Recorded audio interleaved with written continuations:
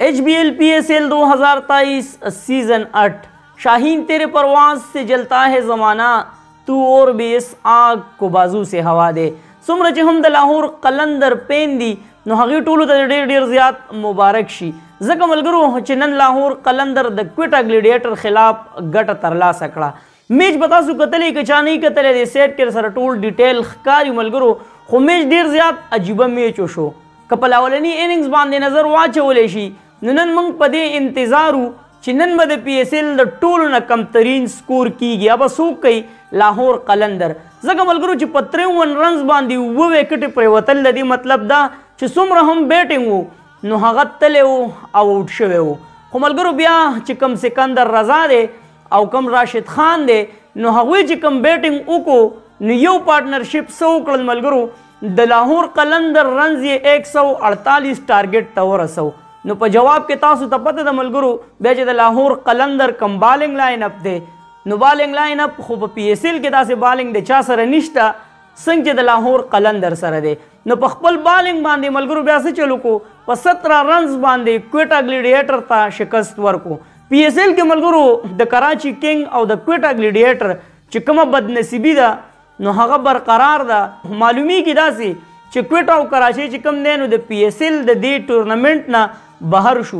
تاسو وایئ چې یاره اوس هم څه چانس جوړیږي او که نه، آیا کراچۍ او کویټا مخکې راتلی شي او که نه؟ دغه رایې زموږ سره په کمنټس کې شریک کړئ. نن ملګرو بهترین بالنګ وشو، شهنشاه افریدي، حارث رؤوف او بیا د افغانستان راشد خان. پوینټ ټیبل باندې که نظر واچو نو لاهور قلندر په ملتان سلطان باندې اوورټیک کړی او ځان یې پسټ ته رسولی و.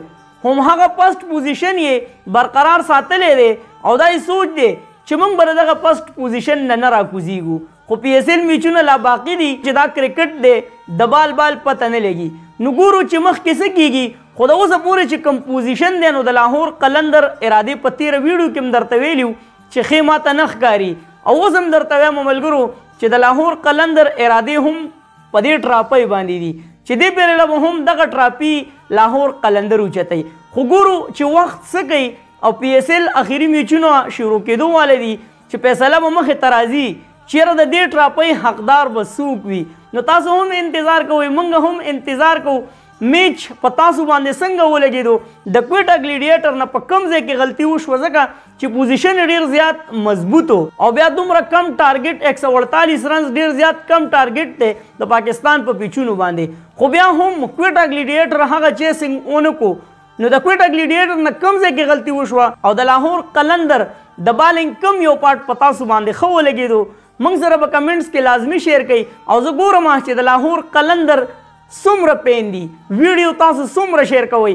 ما ته هم د دغې نه پته لګي ځکه د پېښور زلمو باره کې چې زه ویډیو وکړم نو ملګري هغه په هوا باندې بوځي او شیر کوي او کمنټس هم کوي او مینه هم رالیږي. د لاهور قلندر پینز ګورم چې څومره دي، ویډیو مخکې شیر کوي. دا زما نوی پیج دی نوید آفیشل ټي وي. ډېر ملګري میسیجونه کوي وایي نوید بھائی نوي ویډیو نه راځي. نو نوي ویډیو هغوی ته ځکه نه ځي چې هغوی ته پته نشته دی چې نوید بھائی اوس په دې پیج باندې کار کوي. ستاسو د سپورټ ضرورت دی، دغه ملګري خبرول او هغوی ته ویډیو رسول دا ستاسو کار دی. نو ویډیو په مینه باندې شیر کوئ. تاسو سره به مونږ ښکلې ویډیوګانې شریک کوو. چېرته مې الله خان آباد او خوشحاله ساته. اخر کې آواز پاکستان زنده باد، PSL زنده باد. تل دی وي آباد دی وي زموږ وطن پاکستان دی وي مسلمان دی وي. د لوی الله